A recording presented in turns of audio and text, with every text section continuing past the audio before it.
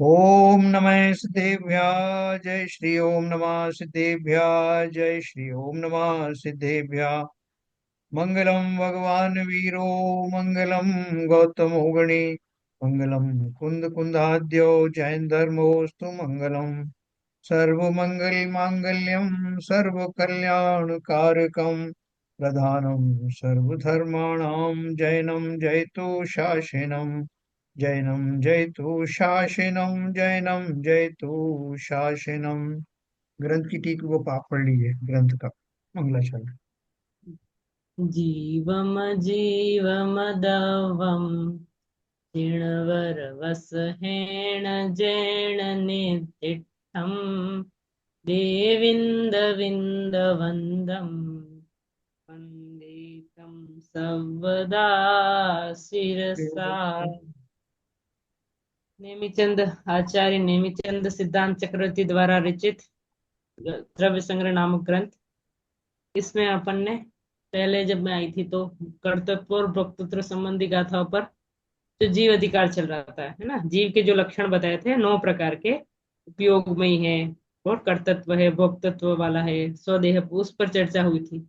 उसके बाद में बीच में मेरा थोड़ा सा अंतराल हो गया, तो उसके बीच में आपने इस सब गाथाओं पर स्वाध्याय किया होगा कि वह कैसा है। और जीव संसारी है, तो संसारी में त्रस स्थावर उस पर चर्चा चली। फिर मुक्त स्वभावी भी है। उसके बाद में जीव से अब हम आते हैं अजीव पे, है ना। तो वाह। अजीव है 5 प्रकार का, है ना। अजीव के जो भेद बताए हैं वो 5 प्रकार का अजीव होता है। क्योंकि अभी हम पढ़ रहे हैं द्रव्य संग्रह, है ना, कि संसार पूरा है ये द्रव्यों से मिलकर बना है, 6 द्रव्यों से। तो 6 द्रव्यों में जीव द्रव्य ये एक हो गया, और बाकी के जो 5 है वो सारे अजीब है ना। तो अभी उसमें 5 जो द्रव्य हैं, कौन कौन से? पुद्गल, धर्म, अधर्म, आकाश, काल, है ना। इनका हमने लक्षण पढ़ते गए। पुद्गल कैसा है? स्पर्श रस गंध वर्ण वाला है। धर्म द्रव्य कैसा है? जो गति में सहायक है। अधर्म द्रव्य तिष्ठत हो सहाय, है ना। अधर्म हो गया। आकाश द्रव्य क्या कहता है? हम सबको अवगाहन हेतुत्व है। अब हम आज 22वीं कथा है ना, आज हमको लेनी है। हाँ भाई इसमें। हाँ, 22वीं गाथा में निश्चय काल का विशेष लक्षण देखो। इसके पहले थोड़ी हम इसकी भूमिका देख लेते हैं। काल द्रव्य का लक्षण बताया था, है ना। देखो, काल द्रव्य की 2 गाथा है। पहली गाथा में क्या बताया कि दव परिवट्ट रूवो, है ना, जो द्रव्य परिवर्तन में निमित्त है ना। और उसको देखो, काल तो अखंड है। जैसे ये आकाश भी कैसा है? अखंड है। लेकिन हम क्या करते हैं हमारी सहूलियत के लिए, ये मुंबई का एरिया हो गया, ये नवी मुंबई का हो गया, ये राजस्थान हो गया, ये महाराष्ट्र हो गया, ऐसे हमने जगह को बांट दिया है। हमने अपनी मानसिकता में, किसके लिए? व्यवहार चलाने के लिए, है ना। बाकी देखा जाए आकाश तो अखंड है। पंछियों को तो पता भी नहीं है कब बॉर्डर आ जाता है ना। और जो मतलब कहते हैं ना, पंछी हैं और भी मतलब बॉर्डर से पार भी नदियां बहुत सी चीजें होती है यूं। तो नदियां हैं हाँ, पार। नदियां हैं, क्या है, और मतलब जितने प्रकृति है, उस प्रकृति को बॉर्डर से कोई लेना देना नहीं है। तो ये तो हम इंसानों ने अपनी मानसिकता में बनाए हैं, खंड खंड किए। तो खंड क्यों किए हमने? हमने खंड अपने व्यवहार के लिए किए। अगर हम देखो सब अखंड ही मान लेंगे तो हम व्यवहार कैसे करेंगे? हम शासन प्रशासन कैसे करेंगे, है ना। तो समझने के लिए, व्यवस्था चलाने के लिए इसको खंड खंड करते हैं। और वस्तु व्यवस्थित अलग। देखो, अगर हम मान ले कि भारत पाकिस्तान एक ही तो है, बस कुछ हिस्से में तुम रहते हो, इस हिस्से में हम रहते हैं। हमको तुम्हारा हिस्सा नहीं चाहिए, तुमको हमारा हिस्सा नहीं चाहिए। यदि हम अखंडता में विश्वास करें कि पूरा विश्व ही अखंड है, तो लड़ाई झगड़े ही नहीं होंगे। तो व्यवस्थाओं के लिए, और अगर अखंड समझते हैं तो हमको राग द्वेष कम हो जाते हैं। वैसे ही काल द्रव्य का है। काल द्रव्य अखंड रूप से परिणमित होता है ना। लेकिन हमने व्यवहार चलाने के लिए इसको क्या किया है? खंडों में हमने 1 घंटा, फिर 24 घंटे मिल गए तो 1 दिन, 30 दिन मिल गए तो 1 महीना, ताकि हमें किसी भी वस्तु की या फिर व्यक्ति की आयु है, और भी जितने भी काम है हमारे सब काल द्रव्य संबंधी, तो इसके लिए व्यवहार में लिखा है ना, का परिणामादि लखो वठण लखो या परमठो, है ना। मतलब वठण लखो मतलब काल द्रव्य परिणमन कर रहा है, वर्तना कर रहा है, चल रहा है, अपने वेग से बह रहा है। ये उसका निश्चय लक्षण है कि कि वह गति से बह रहा है ना। और व्यवहार में हमने क्या किया, उस काल को कैसे कर दिया, मिनट घंटा आदि में बांट लिया। इन लक्षणों से हम उस काल को पहचान सकते हैं, है ना। व्यवस्था के लिए हमने उसको खंड खंड के हिस्सों में हमने उस काल द्रव्य को भी क्या कर दिया है, बांट दिया है। ठीक है। तो अभी एक यदि हम व्यवहार से देखें तो काल द्रव्य कैसा है, घड़ी, मतलब व्यवहार काल कैसा है, घड़ी घंटा मिनट रूप। और निश्चय काल कैसा है, वर्तमान में, परिणमन ही जिसका धर्म है। तो ये हमने 21वीं गाथा में देखा था कि काल द्रव्य का लक्षण और उसके जो दो भेद है, निश्चय काल और व्यवहार काल, उसके बारे में समझा था। अब आज 22वें काल में जो निश्चय काल है, निश्चय काल कैसा है, वर्तनारूप, है ना, परिणमन करना ही जिसका लक्षण है। उसका एक और विशेष लक्षण देखते हैं। पहला तो था वर्तनारूप, परिणमन रूप, ये तो मुख्य उसके लक्षण थे। अब एक और विशेष लक्षण उसका निश्चय काल का आता है, का बारे में देखते हैं। लोया सपदे से इक्के जेठिया हुई किक्का प्रयाणाणम राशिव ते कालाणु असंखद वाणी जान लो इस लोक के जो एक एक प्रदेश पर रत्न राशिवत जड़े में असंख्य कालाणु दरब। ठीक है, देखो अन्वयार्थ देखते हैं। इक्की के मतलब एक एक, है ना। एक एक कहां पर, लोया यास प्रदेश है ना, लोकाकाश के प्रदेश पर। जो मतलब जो एक एक थिया मतलब स्थित है। कौन स्थित है लोकाकाश के एक एक प्रदेश पर, एक एक कौन स्थित है, कालाणु, है ना। मतलब काल का जो सूक्ष्म हिस्सा जिसको बोलते हैं कालाणु, है ना, एक एक प्रदेश पर वो एक एक कालाणु स्थित है। किस प्रकार से है वो, रयणाणम राशि में, वह रयण का मतलब होता है रत्न। जैसे अंगूठे में रत्न कैसे जड़ा हुआ होता है, बिल्कुल फिक्स, है ना। अंगूठी का रत्न से ही नहीं है, बिल्कुल जड़ा हुआ है। वैसे ही एक एक प्रदेश के ऊपर एक एक कालाणु क्या है, जड़ा हुआ है ना। वो उसे निश्चय काल का विशेष मतलब एक प्रदेश को आप कालाणु से अलग नहीं कर सकते हो। मतलब प्रदेश है, मतलब उसका परिणमन होगा ही होगा, है ना, उसको बोलते हैं निश्चय काल। ठीक है। और वे कालाणु कितने हैं, असंख्य द्रव्य है ना। अब देखो कितने द्रव्य अखंड हैं और कितने द्रव्य खंड खंड है। चलिए चलिए बताइए आप। अभी द्रव्य संग्रह अपना जो अपन ने इतना पढ़ लिया है, कितने द्रव्य अखंड है और कितने द्रव्य खंड खंड है, तो बताएंगे उद्गल थोड़ा खंड सा। खंड है और काल पुद्गल तो खंड खंड है, और जीव अखंड है। बहुत से जीव अखंड है और धर्म द्रव्य, वो भी अखंड। खंड। धर्म बताइए। अधर्म ये तो अखंड है पूरा। हाँ जी बिल्कुल सही। और आकाश द्रव्य, सरिता आंटी आप बताइए, आकाश द्रव्य। आकाश तरफ भी अखंड समझना चाहिए। जी जी अखंड ही है। बिल्कुल, आकाश द्रव्य भी अखंड है ना। तो पुद्गल भी कैसा है, खंड खंड वाला है ना। उद्गल उसका ही एक एक अखंड वाला है। पुद्गल परमाणु है, वो मिलता है बिछुड़ता है। तो देखो हमारी कितनी मिथ्या मान्यता है, जो खंड खंड है उसको हमने अखंड मान लिया, और जो अखंड है उसको हमने खंड खंड वाला मान लिया, है ना। देखो ये शरीर है ना, इसको हम कैसा मानते हैं, बिल्कुल ये स्किन एकदम एक जैसी होनी चाहिए, जबकि ये एक जैसी है ही नहीं। कितने परमाणु मिले होंगे तब जाके ये पूरा अपना बॉडी स्ट्रक्चर बनाए, है ना। कोई भी ले लो आप, ये तो अपने शरीर अपने सबसे पड़ोसी उसका उदाहरण लेते हैं। आप अपना घर को कैसा मानते हैं, अखंड, ये इस पर अखंड साम्राज्य है मेरा। लेकिन अखंड साम्राज्य है ही नहीं। कितनी ईंटें लगी, कितना प्लास्टर लगा, कितना क्या लगा, वो और सब मिलके एक घर बन गया है, खंड खंड, लेकिन हमने उसको अखंड माना, है ना। तो पुद्गल है खंड खंड, लेकिन हमने उसको क्या मान लिया, अखंड मान लिया, है ना। और जीव द्रव्य कैसा है, अखंड है ना। अपने अंदर जो जीव द्रव्य है वो कैसा है, असंख्यात प्रदेशों का पुंज।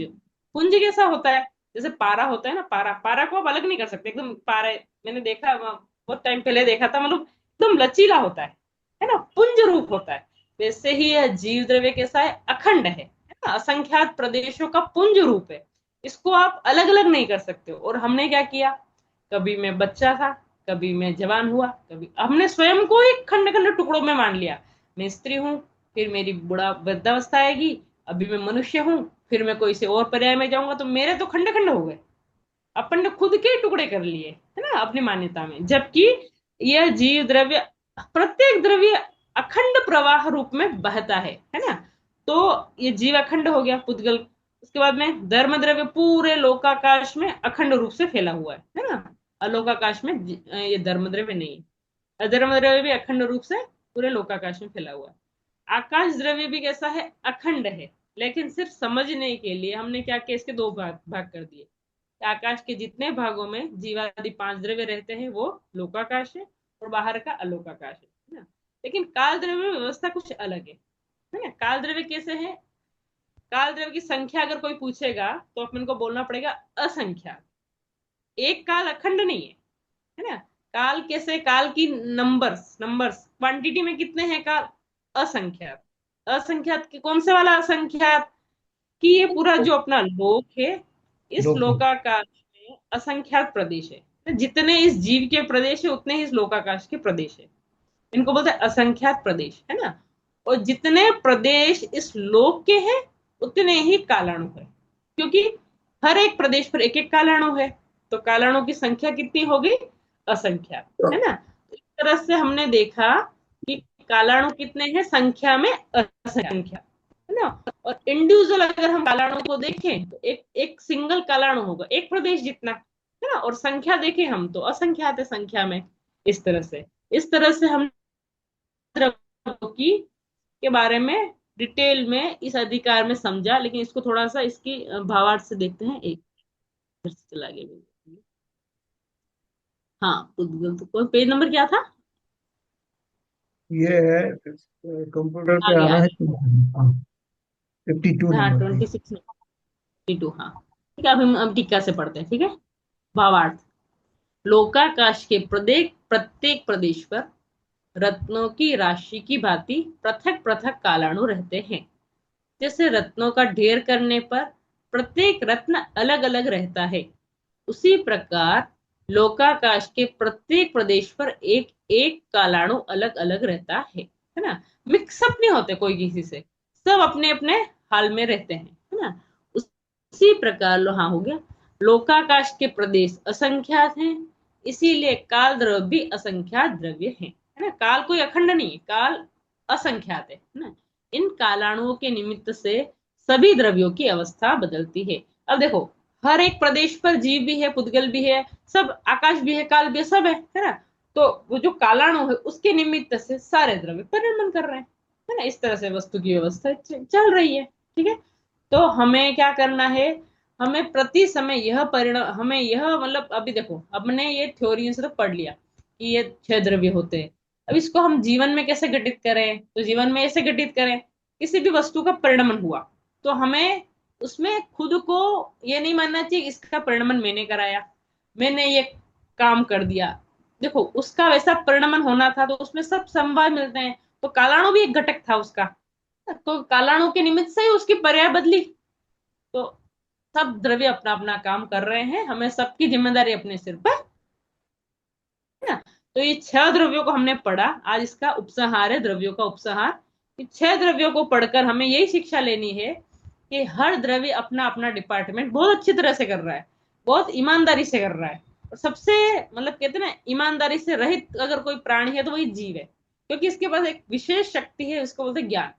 बाकी सब द्रव्य क्या है, काम अपना अपना करते हैं भले ही ज्ञान नहीं है, लेकिन इस अपने जीव के पास में क्या है, ज्ञान स्पेशल पावर है। तो अपन क्या करते हैं, सब सबके काम अपने सिर पे ले लेते हैं। ठीक है, तो इस तरह से हम अभी ये 23वीं गाथा पढ़ते हैं, द्रव्यों का उपसंहार। एवं छब्बेयमिदं जीवा जीवपवेददोदवम् उत्तम कालविजुत्तम नायो वा पंच अधिकायादु। इस तरह ये सहदरब जो जीव और जीव में काल बिन बाकी दरब ही पंच अस्ति काय है। अब देखो, षट द्रव्य पंचास्तिकाय, है ना। जिनागम में जब भी अपन द्रव्यानुयोग की चर्चा करते हैं तो एक ही विषय आता है, 6 द्रव्य और 5 अस्तिकाय। ठीक है, तो अभी अस्तिकाय क्या है उसके बारे में आगे की जो 24वीं गाथा है उसका एक मतलब कहते हैं इशारा आया है इस गाथा में। ठीक है, इस प्रकार जीव और अजीव के प्रभेदों से इदम मतलब यह दवम द्रव्य छब्बेयम, 6 प्रकार के, बेय मतलब भेद वाला, 6 भेद वाला उत्तम मतलब कहे गए हैं। दू उनमें काल विजुत्तम, काल को छोड़कर। देखो क्योंकि अपन ने भी देखा ना काल कैसा खंड खंड वाला है। देखो अस्तिकाय का मतलब क्या होता है, अ, जो एकदम मिला हुआ है। अभी अपन देखते हैं उसका लक्षण पढ़ेंगे, जो एकमय हो जाता है, जैसे अपन देखते हैं ना। काल को छोड़कर 5 अस्तिकाय जानना चाहिए। तो अब अस्तिकाय क्या है उसका लक्षण पढ़ते हैं, फिर अपन को समझ में आएगा कि काल द्रव्य कभी भी दो रूप नहीं हो सकता है, क्योंकि वो पृथक पृथक है। कालाणु की आइडेंटिटी ही इतनी है कि वो एक प्रदेशी है। जैसे दो रत्न को हमने पास पास रखा, अब कितने सालों तक हम उनको पास में रखेंगे तो एक हो जाएंगे? कभी नहीं होंगे। वो अलग है, आज भी अलग ही रहेंगे, करोड़ों साल बाद भी अलग ही रहेंगे। तो ऐसे काल के जो कालाणु है, दो कालाणु कभी नहीं मिलेंगे। लेकिन बाकी के 5 द्रव्य में क्या विशेषता है जिसके कारण उनको अस्तिकाय कहते हैं, वो हम अगली गाथा में देखते हैं। नहीं, अभावार्थ पढ़ना है ना। द्रव्य के मुख्य 2 भेद हैं, जीव और अजीव। अजीव के पुद्गल, धर्म अधर्म, आकाश और काल, ऐसे 5 भेद हैं। कुल 6 द्रव्य हैं। इनमें से काल को छोड़कर शेष 5 द्रव्य अस्तिकाय कहे जाते हैं। अब अस्तिकाय का हम लक्षण पढ़ते हैं। पंचास्तिकाय ग्रंथ है ना, नाम सुना होगा, पढ़ा भी होगा स्वाध्याय में आपने शायद। कौन नहीं, सा अभी आचार्य का? अभी नाम तक सुना है, नाम सुना है। नहीं पढ़ा है ना, कौन सा आचार्य का है, कौन बताएंगे? कुंद कुंद। पंचास्तिकाय संग्रह, क्या किसी को पूछा ध्यान आपने? है? क्या हाँ जी, पूछा है? क्या पूछा है आपने? पंचास्तिकाय अपन, हाँ पंचास्तिकाय एक ग्रंथ है। हाँ जी। हाँ, कौन से आचार्य ने लिखा है इनको? कुंद नहीं, कुंताचार्य ने। हाँ बिल्कुल सही, है ना। कुंद कुंदाचार्य, है ना। पंचास्तिकाय संग्रह, जो कुंद कुंदाचार्य के 5 परमागम है उसमें से एक पंचास्तिकाय संग्रह नाम का भी ग्रंथ आता है ना। तो वो जो पंचास्तिकाय संग्रह, उसमें 5 द्रव्यों का मुख्यतया वर्णन है। तो ये अस्तिकाय क्या होते हैं उसके बारे में हम देखो, द्रव्य संग्रह जो है ना वो पंचास्तिकाय की ही समरी है। पंचास्तिकाय में इन द्रव्यों के बारे में और विशेष रूप से बताया है ना। उसी पंचास्तिकाय का भी जो कहते हैं ना फॉर्मेशन इसी तरह का है। पहले सामान्य कथन है, फिर विशेष कथन है, उसके बाद में मोक्ष मार्ग, प्ररूपण अधिकार, ऐसे 3 अधिकार हैं। उसी तरह का ये द्रव्य संग्रह भी है। पहले जीव द्रव्य के बारे में बताया, फिर उसके बाद में नहीं, पहले 6 द्रव्यों के बारे में बताएंगे, फिर 7 तत्वों के बारे में बताएंगे, फिर लास्ट में एक मोक्ष मार्ग अधिकार आएगा, है ना। ये 52 गाथाओं में पूरा हो गया है, उसको 185 गाथा तक लिया है। तो ये पंचास्तिकाय जी का ही एक समरी रूप में, संक्षिप्त रूप में ये द्रव्य संग्रह नामक ग्रंथ है ना। पहले हालांकि पंचास्तिका लिखा गया होगा, क्योंकि कुंद आचार्य 2000 साल पहले हुआ नेमिचंद सिद्धांत चक्रवर्ती से। तो नेमिचंद सिद्धांत चक्रवर्ती ने देखा होगा कि धीरे धीरे सब में पढ़ने की रुचि कम होती जा रही है, तो और थोड़ा सा समराइज कर देते इसको। तो इस तरह से और थोड़ा सा कम गाथाओं अच्छा में जी। पाठ के लिए। कोई कुछ बोल रहे हैं? नहीं नहीं। जी जी बिल्कुल ठीक है। तो इस तरह से अब ये पंच अस्तिकाय में 5 अस्तिकाय होते, तो ये अस्तिकाय क्या होता है उसको हम देखते हैं। ठीक है, संति जदो तेणे दे अथिति भणन्ति जिणवराजम्हा काया इव बहुदेशा तम्हा कायाय अधिकायाय कायवत बहु प्रदेशी है, इसलिए तो काय है, अस्तित्वमय है, इसलिए अस्ति कहाँ जिन देव ने। आप में से गाथाओं का पाठ किसी को साथ में हाँ गाथाओं ठीक का है। पाठ आप करेंगे?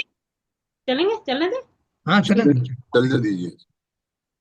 चले, हाँ ठीक है। नहीं, अगर किसी को मन हो, भाव हो, तो आप भी कर सकते हैं गाथाओं का पाठ, है ना। नहीं नहीं, ऐसे चलिए, ही चलना। अन्वयार्थ। आप करते रहिए, कंटिन्यूटी रहती है। जी जी जी ठीक है। जदि, जदि मतलब क्योंकि, एदे, एदे मतलब ये, है ना। संति मतलब है ना। तेण इसीलिए जिणवरा मतलब जिनेन्द्र भगवान, अस्थि मतलब अस्थि, इति ऐसा कहते हैं, है ना, कि 5 अस्तिकाएं हैं, ऐसा जिनवर कहते हैं। क्यों कहते हैं?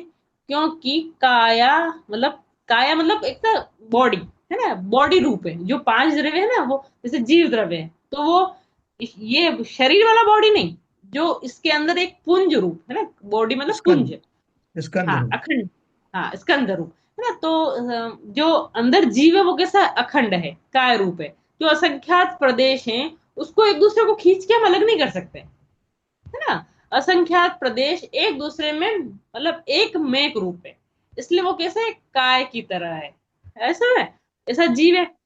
ऐसा ही पुद्गल नहीं है, लेकिन पुद्गल में वो शक्ति है कि वो काय रूप से परिणमित करता है। ऐसे में देखो, जैसे पुद्गल का एक्चुअल जो फॉर्म है वो कैसा है? परमाणु रूप, सिंगल सिंगल रहने का। लेकिन पुद्गल क्या करता है? अकेला नहीं रहता है, वो हमेशा बंधन में रहता है ना। तो जल्दी से बंधन करके अपने आप को कैसा कर देता है? 2 प्रदेश, 3 प्रदेश, असंख्यात प्रदेश, अनंत प्रदेश रूप कर देता है। तो वो भी अपने आप में एक बॉडी फॉर्म कर लेता है ना। धर्म द्रव्य तो पूरे लोकाकाश प्रमाण असंख्यात प्रदेशी अखंड है ही, काय रूप है ही, द्रव्य भी ऐसा ही है। और आकाश द्रव्य तो ऑलरेडी है ही, अनंत प्रदेशी है ना, उसमें भी कोई खंड नहीं है। तो ये 5 द्रव्य तो कैसे हैं? काय की भांति बहुप्रदेशी है, इसीलिए वे काय कहलाते हैं। और वे एकत्रित होकर अस्थिकाय कहलाते हैं, क्योंकि वो सब कैसे हैं? अस्थि मतलब है, काय मतलब एक काय रूप में, है ना। इसलिए वो क्या कहलाते हैं? अस्थिकाय। ठीक है। जीव, पुद्गल, धर्म, अधर्म और आकाश, ये 5 द्रव्य हैं, इन्हें अस्थि कहा जाता है। और यह काय की भांति बहुप्रदेशी है, इसीलिए इन्हें काय कहते हैं। ठीक है। इस कारण से 5 द्रव्य अस्थिकाय है, क्योंकि कालाणु एक एक प्रदेश वाला होता है, इसीलिए उसकी काय संज्ञा नहीं है। मतलब कालाणु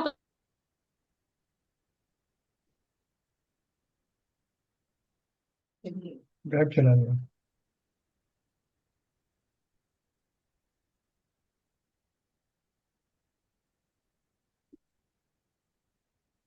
है ना, तो उनको आप खंड खंड नहीं कर पाओगे। ठीक है। तो इस तरह आपका से नेट चला गया बीच में शायद मेरा एकदम। हाँ, हाँ, चला गया, थोड़ा अभी आ रहा है? दोबारा, थोड़ा सा रिपीट करिए आपने। अभी आ रहा है। आ रहा है ना? हाँ पता नहीं क्या हो गया होगा। हाँ ठीक है, चला जाए तो आप बताना, मैं वापस रिपीट कर दूंगी। हाँ, तो मैं क्या बता रही थी? हाँ, पंच अस्तिकाय में कि हाँ, जीव द्रव्य तो असंख्यात प्रदेशी है, काय रूप, इसको आप तोड़ के अलग नहीं कर सकते हो, है ना। देखो, जब ऐसा कहते हैं ना, छिपकली अपन देखते हैं, छिपकली के पीछे की जब पूंछ कट जाती है, तो वो छिपकली की बॉडी अलग है और वह पूंछ भी फड़फड़ाती है ना। तो ऐसा नहीं है कि वो जीव के प्रदेश जो एक्चुअल बॉडी में थे, वो वहां से वो वहां बॉडी तक, ऐसा नहीं कि यहाँ प्रदेश अलग है और वो अपने जो आत्मा के प्रदेश कुछ थोड़े से अलग होके उस पूंछ में चले गए, ऐसा नहीं होता है। उसके बीच में भी आत्मा के प्रदेश है, वहां से वहां तक खिंच जाते हैं, क्योंकि जो संकोच विस्तार शक्ति वाला है ना अपना जीव, खिंच जाते हैं, तो ब्रेक नहीं होंगे। लेकिन ऐसा नहीं है कि हाथ कटा तो अपने आत्मा के कुछ प्रदेश यहाँ रह गए और कुछ कट के हाथ में चले गए, ऐसा नहीं होगा कभी भी, है ना। तो क्योंकि आत्मा कैसा है, जीव कैसा है? अखंड है, अस्थिकाय में है ना। पुद्गल अलग अलग हो जाता है, अलग अलग भी हो जाता है, वापस भी मिल जाता है। और ऐसे ही जैसे आप जीव को नहीं तोड़ सकते, वैसे धर्म, अधर्म और आकाश द्रव्य को भी आप नहीं तोड़ सकते हो, है ना। लेकिन काल द्रव्य अलग है, उसको आप एक नहीं कर सकते हो। ठीक है, ये वस्तु व्यवस्था है। ये देख लिया। इस कारण ये पढ़ लिया अपने 24वीं गाथा है भी। ठीक है। अब द्रव्यों की प्रदेश संख्या, है ना, कोई द्रव्य, 6 द्रव्य पढ़ लिया ना, अब इस 6 द्रव्यों का लक्षण पढ़ लिया। 6 द्रव्यों में से 5 अस्थिकाय हैं। क्यों अस्थिकाय हैं वो हमने देख लिया। अब ये सब द्रव्य हैं कितने, क्वांटिटी में कितने, वो देख, क्वालिटी सबकी देख ली हमने। जीव जीव अरूपी है, जीव के तो 9 लक्षण देखे थे। अजीब में आपने ये पुद्गल, धर्म, धर्म ये सब देखे, है ना। अभी इन द्रव्यों की संख्या कितनी है वो हम देखते हैं। ठीक है। 6 द्रव्यों की हम्म, संख्या कितनी? जी जी। कुंती असंख्या जीवे तम्मादम में अनंत आयासे मोतेति विह पदेसा कालस्य गुणतेन सो गाओ हे अनंत प्रदेश न भजिय धर्म अधर्म संख्या है सब पुद्गलों के त्रिविध एवं काल का बस एक ही। जो हमने अभी अभी तक हमने पढ़ा ना, उसी को अभी गाथा के रूप में आया है ना। होंती मतलब होते हैं, असंख्या मतलब असंख्य प्रदेश, जीवे जीव के, है ना। और धम्मा धम्मे धर्म के अधर्म के भी असंख्यात होते हैं। और अनंत अनंत प्रदेश होते हैं, आया से मतलब आकाश के, ठीक है। मुत्ते तिविह प्रदेशा, मुत्ते मतलब मूर्तिक, मूर्तिक कौन सा है, पुद्गल। पुद्गल के तीन प्रकार के प्रदेश होते हैं, संख्यात भी हैं, असंख्यात भी हैं और अनंत भी है, ठीक है। मुत्ते तिविह प्रदेशा।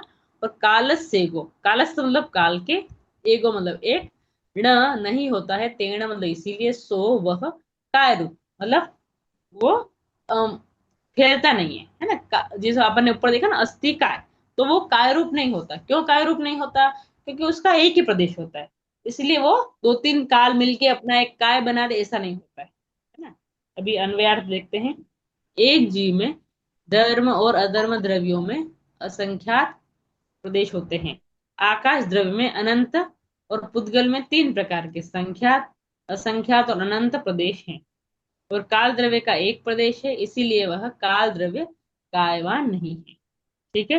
समझ में आ गया कितने। अब देखो, इसमें एक चीज बताई, आकाश द्रव्य के अनंत प्रदेश है ना।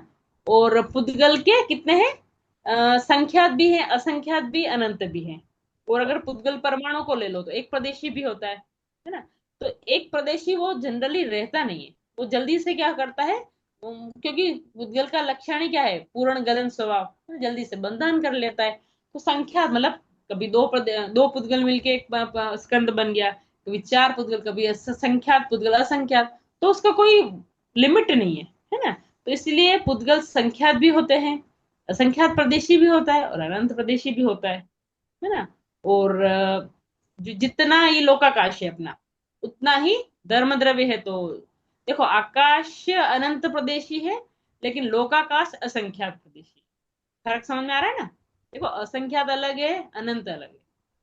अभी हमारी जो तत्वसूत्र की क्लास चल रही थी, उसमें तीसरे अधिकार की हम टीका पढ़ रहे थे अध्याय की, उसमें यही आया था, लोका अलौकिक गणित, ये प्रकरण आया था अलौकिक गणित। तो हमने उसकी जिस करणानुयोग की क्लासेस, 4 क्लासेस ली थी, है ना। उसमें इतने डिटेल में आया था कि असंख्यात के भी कितने भेद होते हैं, एक दो असंख्यात नहीं होते हैं, जगन्य असंख्यात, परिता संख्यात, असंख्याता संख्यात। फिर अनंत के फिर से भेद, परितानंत, युक्तानंत, जगन। अपन को ऐसा लगता है जब अपन बहुत डीप स्टडी नहीं करते, असंख्य क्या होता है, अनंत दोनों एक ही होते होंगे, ऐसा नहीं। इनके भी बहुत सारे भेद प्रभेद है ना। ऐसा कहते हैं ना, अपन ने क्या छोटे छोटे नंबर देखे हैं, और जिनागम में छोटे छोटे नंबर्स की गिनती नहीं है। यहाँ पे असंख्यात अनंत में गिनती होती है ना। तो असंख्यात अलग होता है, अनंत अलग होता है, ठीक है। शिल्पा जी, एक ठीक एक प्रश्न आया था लोगों का कि जो आकाश अलोकाकाश है उसका परिणमन कैसे होता है, क्योंकि कालद्रव्य वहां रहता नहीं। जी। तो ये ये उत्तर अपनी दें। जो बृहदरश्मि की टीका है ना, हम्म। इसमें मैं आज पेज नंबर निकाल के बताती हूँ, क्योंकि ये प्रश्न मुझे बहुत पहले आया था, तो एक जो विद्वान थे उनसे मैंने पूछा था। तो हाँ। उसमें एक उदाहरण दिया है, बृहद द्रव्य हम्म। संग्रह में। मैं वो स्क्रीनशॉट करके पेज ग्रुप में शेयर कर दूंगी बोले ही। हम्म। उसमें एक एग्जांपल है, कोई एक डंडा है ना। वो डंडा आपके कमरे के अंदर स्थित है, और उस डंडे का कुछ हिस्सा बाहर भी है ना। तो वो डंडा कैसा है, अखंड है ना। तो उस डंडे को अगर आप यहाँ हिलाओगे ना, तो वो बाहर भी हिलेगा, है ना। ये उदाहरण, और डंडा का उदाहरण है। उसी प्रकार से ये आकाश है ना, कोई बंटवारा नहीं है इसका कि यहाँ पे अलग है वहां पे अलग है, ऐसा नहीं है। आकाश द्रव्य पूरा अखंड है। तो जो लोकाकाश के अंदर काल द्रव्य है, वे ही काल द्रव्य के परमाणु उस अलोकाकाश के परिणमन में निमित्त बनते हैं। ये आचार्य ब्रह्मदेव सूरी ने अपनी टीका में, इसी आकाश द्रव्य की टीका में ही ये अच्छे से आया था, है ना। उसको जब अपन मूल ग्रंथ से पढ़ेंगे तो बहुत अच्छा लगेगा। मैं आज उसको हाँ। शेयर करूंगी, या नहीं तो पेज नंबर डाल दूंगी, है ना। टीवी साहब, जो भी होगा आपके प्रश्न का उत्तर है। जी। ठीक है। चलिए, ओके। वही हम आपने आगे आपने भी पर। यही यही दृष्टांत दिया था, हाँ। जो डंडे वाला। हाँ। तो हम्म। वही दृष्टांत तो शिल्पा एक जी क्विज ने। एक क्विज टेस्ट में अमित ने अपने क्विज टेस्ट में पूछा था, तो शिल्पा ने जवाब दिया था ये। अच्छा, अच्छा। बराबर, मुझे हाँ, याद वो है। एक ऑनलाइन हुआ था कोरोना के टाइम पे शायद तभी। नहीं, वहाँ पे फिजिकल हुआ था, क्विज क्विज हुआ था। अच्छा अच्छा, हाँ, बराबर, मंदिर ध्यान में। नहीं आ रहा मेरे को क्या होगा, राइट। ठीक है ना। चलिए, तो अपन क्योंकि देखो अपने तो इतनी बुद्धि है नहीं, अपना जो भी ज्ञान है वो जीना गम से करते हैं। अब आपने पढ़ा है तो आपको पता है, हमने पढ़ा, जो पढ़ेगा उसको पता होगा, है ना। बिल्कुल। क्योंकि क्वेश्चन आना तो स्वाभाविक है।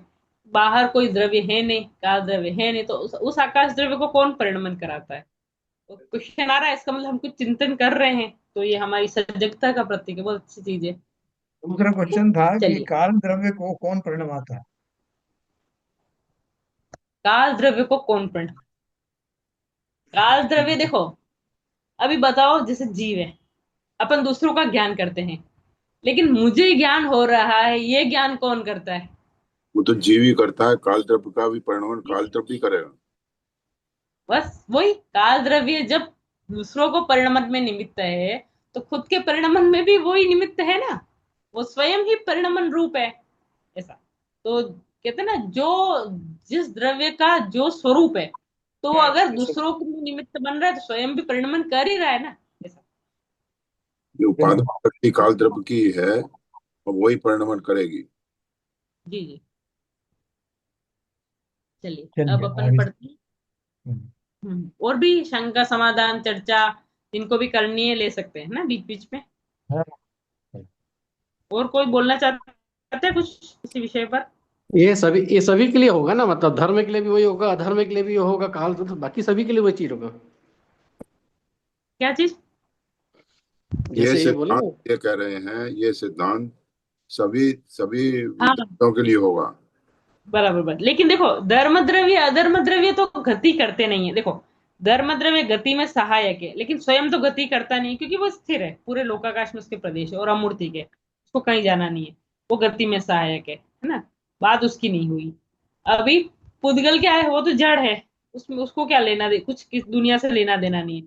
सिर्फ काल में अपन ये प्रश्न उठा सकते थे, और जीव में। नहीं, नहीं, प्रश्न ये है शिल्पा जी कि धर्म द्रव्य का भी परिणमन होता है क्या, अधर धर्म का भी परिणमन होता है क्या? हाँ हाँ, परिणमन होता है ना, वही। देखो, जैसे एक प्रदेश है ना, ये माना कि लेट सपोज ये प्रदेश है, आकाश का, इस प्रदेश को हमने पॉइंट आउट किया। इसी प्रदेश पर उद्गल भी है, जीव के प्रदेश भी हैं, आकाश भी है, और धर्म द्रव्य अधर्म द्रव्य सब है ना।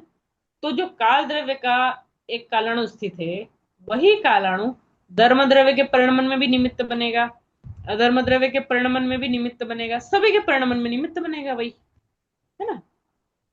ठीक है। तो परिणमन में निमित्त कालाणु ही बनते हैं सभी द्रव्यों के, है ना, और स्वयं के भी, ये भी कह सकते हैं अपन। सभी ठीक है। द्रव्य जो अखंड हैं उनके सारे जो जैसे बिखरे हुए हैं, तो उसके ऊपर में एक एक प्रदेश में जो कालाणु है वो उस उस प्रदेश के परिणमन में निमित्त बनते हैं। बराबर। चलिए, अब भावार्थ देखते हैं। एक जीव समस्त लोकाकाश में प्रसरित हो सकता है ना। कब प्रसरित होता है, मैक्सिमम समुद्रघात के समय, है ना। जब केवली समुद्रघात होता है, तो जीव के प्रदेश पूरे लोक में फैल जाते हैं। और भी फैलता है कब कब, जब मरण से पूर्व। अपन ने पढ़े थे 7 समुद्रघात के भेद, जब अपन लघु गुरु संकोच विस्तार शक्ति पढ़ रहे थे, उसमें देखा था, ये आया था समुद्रघात के 7 प्रकार, इसी ग्रंथ में है। ठीक है। तो अभी हम जीव के बारे में देख रहे हैं। जीव लोकाकाश में प्रसरित हो सकता है, और लोकाकाश के प्रदेश कितने, असंख्यात। इसीलिए जीव असंख्यात प्रदेशी है। धर्म और अधर्म भी समस्त लोकाकाश में तिल में तेल की भांति भरे हुए विस्तृत हैं। इसीलिए दोनों द्रव्य भी असंख्यात प्रदेशी है, कि तिल के कोई से भी हिस्से में तेल के बिना वो तिल है ही नहीं। तेल से अलग तिल की कोई अस्तित्व नहीं है। वैसे ही जैसे पूरे तिल में तेल व्याप्त है, वैसे ही पूरे लोक में धर्म द्रव्य व्याप्त है, अधर्म द्रव्य भी व्याप्त है। इसलिए दोनों द्रव्य कैसे हैं, असंख्यात प्रदेश हो गए। आकाश के अनंत प्रदेश हैं, क्योंकि आकाश लोकाकाश के बाहर भी है, उसकी कोई मर्यादा नहीं है, असीम आकाश है। उद्गल द्रव्य के अनंत परमाणु है, परंतु एक परमाणु अलग भी होता है, और 2 4 20 हजार लाख आदि परमाणु मिलकर छोटा से अथवा बड़ा स्कंद भी बना होता है। इस कारण से पुद्गल को संख्यात, असंख्यात तथा अनंत प्रदेशी कहा है। और काल के अणु एक एक अलग अलग ही रहते हैं, वे मिलकर स्कंद नहीं होते। इस कारण में काल द्रव्य कायवान नहीं है। ठीक है, ये चार्ट दिया है यहाँ पे। चार्ट किसे दिया है ये? तो अच्छा, ये सब गाथाओं का चार्ट है। देख नहीं, लीजिए जीव पेज नंबर। जीव अजीब का है ना ये वाला ना। हाँ यही है ना। देखो जितना भी अपना अभी तक का चैप्टर हुआ, हम्म। अभी तक अपनी जितनी भी गाथाएं हुई ना, लगभग उन सबको कवर करते हुए एक चार्ट बनाया है। जीव और अजीव दो भेद से द्रव्य होते हैं। ठीक है, जीव के दो भेद है, संसारी और मुक्त। जैन साहब इसको और रोटेट कर सकते हैं क्या? हाँ, मैं कर रहा था अभी, 1 मिनट। अभी उस दिन तो किया था मैंने, इसको घुमाया था। हम्म, हुआ नहीं हुआ ना? कर रहे नहीं हैं हो पाया। उस दिन तो किया था मैंने इसको, क्लॉक वाइज घुमाया था मैंने इसको।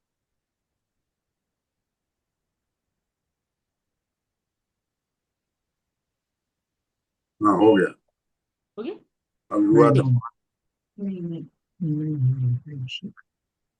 हम्म, द्रव्य दो प्रकार के, जीव और अजीव। चलो ऐसे सबसे ही पढ़ के, जीव। हाँ ऐसे ही पढ़ के हाँ, सुना दीजिए, कोई दिक्कत नहीं। हाँ, ये उसी जीवम का एक चार्ट अजीव। बनाया है, जीव और अजीव का एक ये चार्ट है। ये जीव है, जीव के दो भेद, संसारी और मुक्त। और ये अजीव द्रव्य के पुद्गल, धर्म अधर्म, आकाश काल। आकाश के दो भाग किए, लोक और अलोक। काल के दो भाग किए, व्यवहार और निश्चय। फिर इसमें त्रस जीव हैं, संसारी जीव कौन कौन से होते हैं? त्रस और स्थावर, दो भाग में किया। तो स्थावर के कितने भेद हैं? पृथ्वी, जल, अग्नि, वायु और वनस्पति, 5 भेद हैं। और ये विकल, त्रस में जो है दो भेद दिए, विकलेंद्रीय और सकलेंद्रीय। सकलेंद्रीय के पंचेंद्रीय और संघी भेद दिए। और बादर के, पृथ्वी बादर में कौन कौन से जीव आते हैं, उसमें दो भेद हो गए। बादर के मतलब स्थावर के दो भेद हैं, उसमें बादर भी है और सूक्ष्म भी है। पृथ्वी, जल, अग्नि, वायु और वनस्पति के बादर जाति के भी हैं, और सूक्ष्म भी हैं, पृथ्वी, जल, अग्नि, वायु और वनस्पति। उसके अलावा पंचेंद्रिय के दो भेद किए, संगी और असंगी। विकलेंद्रिय किसे बोलते हैं? जो 5 इंद्रिय से कम है। तो इन 2 इंद्रिय, 3 इंद्रिय, चतुरेंद्रिय, ये 4 भेद, 3 भेद हैं इसके। और एक इंद्रिय इससे अलग है। इस तरह का ही चार्ट है, ये अपन पढ़ चुके हैं इसको। ठीक है, आगे ठीक है चलिए। ना? जी। मतलब अपन ने जितनी भी गाथाएं पढ़ी कि पुद्गल 5 प्रकार, सॉरी, अजीब 5 प्रकार के, और वही सब है ना। संसारी जीव कितने वही सब था इस चार्ट के रूप में। लास्ट में समरी बता दी।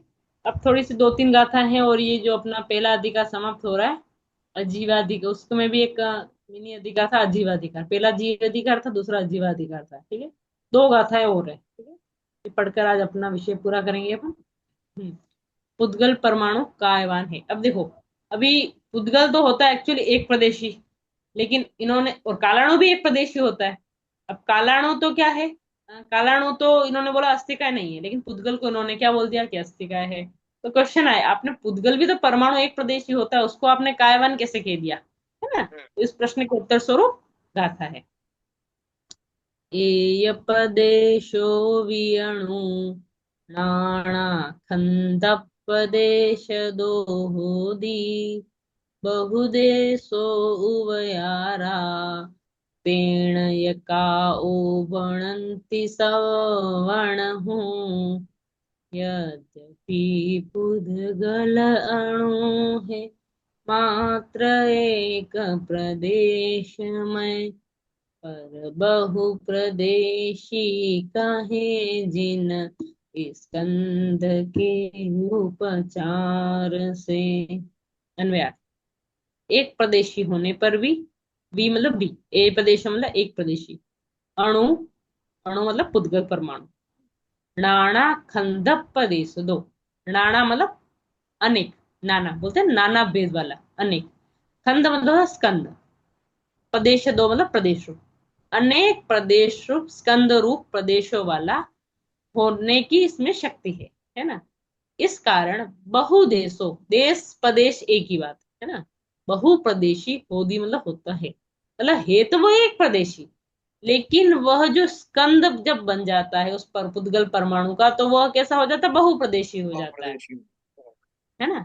इसीलिए यह मतलब और तेण मतलब इस कारण से, सवर्ण हो मतलब सर्वज्ञ देव, पुद्गल परमाणु को उवयारा उपचार से काओ मतलब कायवान बनंती मतलब कहते हैं कि है तो एक प्रदेशी, लेकिन हमको वो अक्सर किस रूप में दिखता है, नाना प्रदेश में, है ना, स्कंद रूप में दिखता है। देखो पुद्गल एक प्रदेश, तो एक परमाणु तो आप आंखों से देख भी नहीं सकते हो, हमारी आंखों में तो इतनी शक्ति नहीं है कि हम एक पुद्गल परमाणु को देख सकें। लेकिन जब पुद्गल स्कंद रूप हो जाता है तभी तो वो हमें आंखों से दिखाई देता है। तो उस पुद्गल के अंदर काय रूप होने की शक्ति है, विविध स्कंद रूप होने की शक्ति है। और जो विविध स्कंद है वो कैसा है, बहुदेशो बहुप्रदेशी है। इसके लिए उपचार से कायवान कहते हैं। ठीक है, भावार्थ देखते हैं। पुद्गल का एक परमाणु अनेक प्रकार के स्कंदों में मिलने के कारण विविध स्कंद रूप हो सकता है, इसीलिए उसे कायवान कहते हैं। परंतु कालाणु विविध स्कंद रूप नहीं हो सकता है। पुद्गल तो हो सकता है लेकिन कालाणु नहीं होता है, इसीलिए कालाणु एक प्रदेशी है, कायवान नहीं है। ठीक है, अभी बार बार आप प्रदेश प्रदेश कह रहे हो, तो एक प्रदेश क्या होता है, उस प्रदेश का लक्षण बताओ तो ही, क्योंकि कालाणु एक प्रदेश पे रुकता है, कालाणु एक प्रदेशी है तो वो अस्तिकाय नहीं है, अस्तिकाय नहीं है तो पुद्गल भी तो एक प्रदेशी है। मतलब प्रदेश प्रदेश बार बार आ रहा है ना, तो ये प्रदेश क्या है, तो प्रदेश का लक्षण हम अब देखते हैं। जावदीयम आयासम अविभागी पुद्गलाणुवुट्टद्धम तम खुपदे समजाने सवाणुत्थान दाणरिहम एक अणु जितनी जगह घेरे प्रदेशक, एक अणु जितनी जगह घेरे प्रदेश कहें उसे, किंतु एक प्रदेश में ही अनेक परमाणु रहे। अन्वय, जावदीय मतलब जितना, आकाश अविभागी पर पुद्गलाण उट्टदम एक पुद्गल परमाणु द्वारा व्याप्त है। मतलब एक पुद्गल परमाणु जितने आकाश को घेरता है उसे वास्तव में सर्व अणुओं को स्थान देने योग्य प्रदेश जानना चाहिए। देखो इस गाथा में कितना बड़ा भाव है ना, हम भावार्थ देखते फिर इसका थोड़ा हार्द समझते हैं। आकाश के जितने क्षेत्र में पुद्गल का सबसे छोटा टुकड़ा आ जाए उतने क्षेत्र को प्रदेश कहते हैं।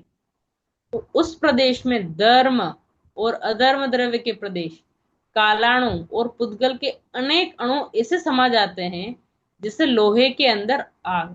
इसीलिए प्रदेश को समस्त द्रव्यों के अणुओं को स्थान देने योग्य कहा है। छोटे से अणु को जिसका दूसरा भाग नहीं हो सकता उसे परमाणु कहते हैं।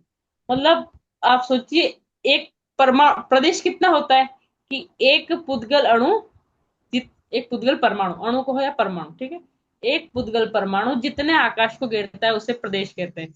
और उस प्रदेश के अंदर इतनी शक्ति है कि वह आकाश द्रव्य को भी, आकाश के प्रदेश भी है उसके ऊपर, धर्म द्रव्य के प्रदेश भी है, अधर्म द्रव्य के प्रदेश भी है, वहीं पे कालाणु भी है।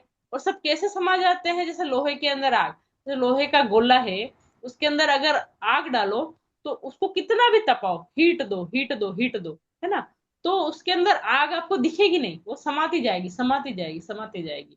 एक और उदाहरण आता है, जैसे पानी का गिलास है, फुल भरा हुआ गिलास है ना, उसके अंदर आप राख डालो, मैंने एक्सपेरिमेंट करके नहीं देखा लेकिन किसी शास्त्र में शायद बृहद्रव्य संग्रह की टीका में ही है, उसके अंदर आप राख डालो तो राख उसके अंदर समाती जाएगी समाती जाएगी, वो पानी ओवरफ्लो नहीं होगा, है ना, क्योंकि उस जल के अंदर अवगाहन की शक्ति है। वो राख के परमाणु उस जल के अंदर एक में खो जाते हैं, है ना, मतलब वो कहते हैं ना, जैसे उस एक प्रदेश के अंदर एक्चुअल एक प्रदेश कितना होता है, एक पुद्गल परमाणु जिस पर रह सके। अब ये क्वेश्चन हो सकता है हमें कि एक पुद्गल परमाणु रह सकता है ना, तो इतना छोटा प्रदेश हुआ। अभी आप ये भी अब, लेकिन उसकी ये तो हो गई एक्चुअल डेफिनेशन, लेकिन उसके अंदर शक्ति कितनी है, शक्ति इतनी है कि सबको वो समा सकता है, बहुत से अणुओं को भी वो अपने अंदर समाहित कर सकता है। ये पंचास्तिका जी की 140वीं गाथा है, कल मैं पंचास्तिका लेके बैठूंगी मेरे पास में, वो अपन 140वीं गाथा भी पढ़ेंगे। उसमें ऐसा लिखा है कि एक प्रदेश के अंदर इतनी शक्ति होती है कि इस जगत के सारे परमाणुओं को भी अपने अंदर समाहित कर लेता है। तो इतनी हाँ, सभी अणुओं को अपने अंदर समाहित करने की शक्ति होती है। बोलो कितनी मतलब विशेष शक्ति होती है। मतलब ये जो लोक है ना, इसका जो विज्ञान बहुत ही चमत्कारिक है ना, जो अपना साइंस से, उस साइंस से बहुत बियॉन्ड साइंस ऐसा कह सकते हैं अपन, है ना। तो मतलब उस प्रदेश के अंदर कितनी शक्ति है कि अपने अंदर मैक्सिमम अवगाहना, जितने भी हाँ, श्लोक के अंदर परमाणु, उन सबको भी जगह दे सकता है। उतनी और क्षमता एक्चुअली होती है, क्षमता हाँ, होती है। इतनी क्षमता होती है उसके अंदर। कल अपन लेके बैठेंगे पंचास्ति का। तो हाँ, क्योंकि मैंने भी, मुझे जब ये पहली बार पता चला कि अरे एक प्रदेश में इतनी शक्ति, अपन तो इस श्लोक को कितना फैला हुआ देखते हैं कि इतने अनंत अनंत पुद्गल परमाणु और सारे अणु एक प्रदेश में आ सकते हैं, इतनी एक प्रदेश में शक्ति। तो सोचो कितना वस्तु विज्ञान गजब का है ना। ठीक है, इस तरह से आज हमने कितनी गाथाएं पढ़ी, हम एक बार पूरा रिवाइज करते हैं सबका। 21वीं से नहीं, 22वीं से चालू किया था। ठीक है, कल आपने 21वीं पढ़ी होगी, तो इसमें काल द्रव्य का लक्षण बताया कि काल दो प्रकार का है, निश्चय काल और व्यवहार काल। ठीक है, निश्चय काल कैसा है? वर्तनारूप, वर्तना लक्षण वाला, परिणमन लक्षण वाला। ठीक है, और व्यवहार काल कैसा है? समझने के लिए, लोक व्यवहार चलाने के लिए हमने काल को कैसा किया? टुकड़ों टुकड़ों में, खंड खंड रूप में बांट लिया। तो कैसे है वो? मिनट, घड़ी, घंटा, मिनट, दिन, रात, इस तरह से। तो वो कहलाता है व्यवहार काल, है ना। तो निश्चय काल हो गया वर्तना लक्षण, व्यवहार काल हो गया घड़ी, घंटा और वर्ष आदि रूप। ठीक है, इसमें आप जितना भी लगा सके लगाओ, वर्ष ले लो, उसके बाद में कल्प काल तक चले जाओ, सागरों में चले जाओ, सारा, है ना, क्योंकि ये सब काल का ही परिणमन है। ठीक है, व्यवहार काल हो गया। अभी निश्चय काल का जो हमने वर्तना लक्षण देखा था, निश्चय काल का एक और लक्षण होता है, तो वो कौन सा लक्षण है? तो वो हमने देखा कि जिस प्रकार से रत्नों की राशि का ढेर होता है, तो एक रत्न दूसरे रत्न रूप नहीं होता है। जैसे इक्किक के ठिया इक्किक का, मतलब एक एक प्रदेश पर एक एक कालाणु स्थित है ना। कैसा है? रत्नों की राशि की तरह, है ना, एक दूसरे रूप नहीं होते और अपने अपने अंदर अपनी अपनी चमक को लिए हुए। ठीक है, इस तरह से 22वें गाथा में हमने विशेष लक्षण देखा था काल का। 23वें गाथा में देखा था कि अस्थिकाय का, अस्थिकाय क्या होता है वो तो 24वें में देखेंगे, लेकिन द्रव्यों का उपसंहार कि इस प्रकार से हमने देखा कि 6 प्रकार के द्रव्य होते हैं, उनमें से 5 अस्थिकाय है, काल अस्थिकाय नहीं है। सिर्फ इतना हमने 23वीं गाथा में देखा था। 24वीं गाथा में हमने देखा कि अस्थिकाय क्या होते हैं, कि जो बहुप्रदेशी होने की क्षमता रखते हैं द्रव्य, वो होते हैं का अस्थिकाय द्रव्य। तो ऐसे अस्थिकाय द्रव्य कितने हैं? 5 द्रव्य अस्थिकाय है। एक द्रव्य कैसा है? अस्थिकाय नहीं है। क्यों नहीं है? क्योंकि वो एक प्रदेशी है। कौन सा है? कालाणु, वो अस्थिकाय नहीं है। और बाकी के 5 कैसे हैं? बहुप्रदेशी होने की शक्ति रखते हैं, इसलिए अस्थिकाय है। अभी फिर क्वेश्चन आया कि कालाणु भी तो, सॉरी, पुद्गल परमाणु भी तो एक प्रदेशी होता है, तो उसको आप अस्थिकाय क्यों कहते हो? तो उसके अंदर क्या है? बहुप्रदेशी होने की शक्ति है ना, इसलिए उसे हम क्या कहते हैं? अस्थिकाय कहते हैं। उसके पहले था कि प्रदेशों की संख्या, है ना। तो ये ध्यान में रखना, जीव, धर्म द्रव्य, अधर्म द्रव्य और लोकाकाश, ये चारों सेम है, चारों है असंख्यात प्रदेशी। ठीक है, कौन कौन से? फिर से रिपीट करती हूँ, जीव, लोकाकाश, धर्म द्रव्य और अधर्म द्रव्य, ये चारों कितने हैं? असंख्यात प्रदेशी, है ना। और पुद्गल क्या है? संख्यात प्रदेशी भी है, असंख्यात प्रदेशी भी है, अनंत प्रदेशी भी है। क्यों? क्योंकि कभी वो छोटा हो जाता है, कभी बड़ा हो जाता है, कभी मिल जाता है, कभी छूट जाता है। अपना शरीर ही देखो ना, बचपन में छोटा सा था, धीरे धीरे एकदम बढ़ता गया, फिर जिससे जब वृद्धावस्था आती है, फिर से शरीर के परमाणु कम होते जाते हैं, फिर से अपन दुबले होते जाते हैं। तो मिलना भी छोड़ना तो इसका स्वभाव है ना। तो इसलिए जैसे दूध है, दूध को अपन ने बॉईल किया, धीरे धीरे परमाणु कम होते गए, वो भाप बन गया। तो वो कभी बहुत ज्यादा परमाणु दिखेंगे, कभी कम दिखेंगे। तो पुद्गल के 3 भेद हो गए, संख्यात प्रदेशी भी होता है, असंख्यात प्रदेशी भी होता है और अनंत प्रदेशी भी होता है। ठीक है, और काल द्रव्य एक प्रदेशी ही रहता है ना, अपन ने देखा था ना। और ये पुद्गल परमाणु कायवान है, तो किस अपेक्षा से? क्योंकि उसके अंदर बहुप्रदेशी होने की शक्ति है, इसलिए उपचार से सर्वज्ञ देव इसे कैसा किसा कहते हैं? अस्थिकाय कहते हैं। ठीक है, और अंत में देखा कि प्रदेश का लक्षण, कि आकाश के जितने प्रदेश में एक परम पुद्गल परमाणु रह सकता है, वो वो क्या कहलाता है? एक प्रदेश, है ना। और उस एक प्रदेश के अंदर लोकाकाश, उस एक प्रदेश के अंदर धर्म द्रव्य, अधर्म द्रव्य और अनेक अणुओं को समाहित करने की क्षमता है ना। इस तरह से प्रदेश का लक्षण देखा, द्रव्यों की संख्या देखी, काल का विशेष लक्षण देखा, और अस्थिकाय का लक्षण देखा है ना, 5 द्रव्य अस्थिकाय। ठीक है, इस तरह से 5-6 गाथाओं के द्वारा हमने द्रव्य संग्रह का आज पहला अधिकार पूरा किया। ठीक है, चलिए। बहुत बढ़िया, लोगों को अच्छा समझ में आया। कल अपन पंचाशती गाय के रेफरेंस में फिर शिल्पा जी से और आगे की पढ़ेंगे और लाभान्वित होंगे। सबको समझ में आया होगा। वो ग्रंथ भी सिंपल है और उनकी स्टाइल भी और अच्छे से उसको व्याख्या करती है।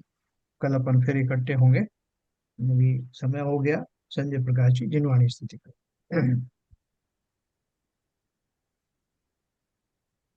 मिथ्यात्म नाश वेको ज्ञान के प्रकाश वेको आपा परिभास वेको भानु सी बखानी है।